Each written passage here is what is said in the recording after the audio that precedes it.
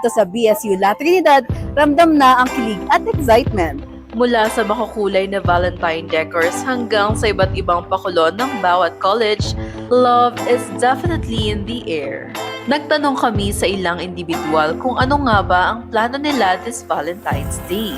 This February 14, I don't have any plans aside from preparing for my pageant on February 21, which is the Mr. and Miss College of Arts and Humanities. This February 14, I have a full day training, but after that, I will treat myself to a cafe and pwede rin magpunta sa mga flea market. At kung isa ka naman sa mga wala pang plano o kaya'y wala lang maisip na puntahan, heto ang ilang lugar na pwede niyong bisitahin para gawing mas espesyal ang inyong araw ng mga puso.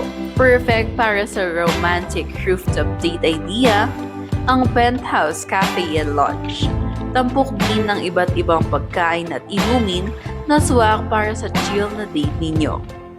Bukod sa dining experience, may photo booth, mini flea market, at mga activities tulad ng billiards na pwedeng subukan ng mga bisita. Park date naman ang hanap mo?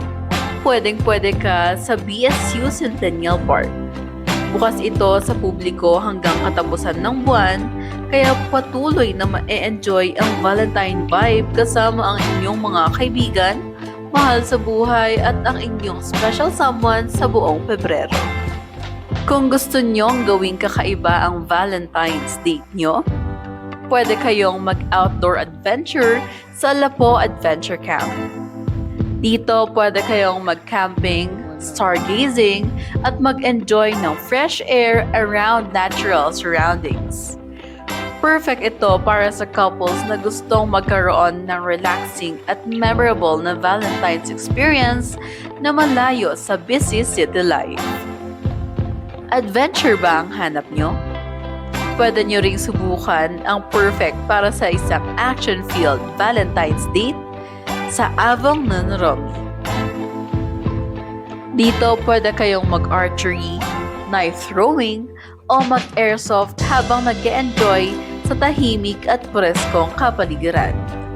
Bukas na ang araw ng mga puso at saan man piliing mag-iwang, ang mahalaga ay ang oras, presensya at pagmamahal na ibinibigay natin sa mga taong mahal natin sa buhay. Charlize Binyan, Herald Express.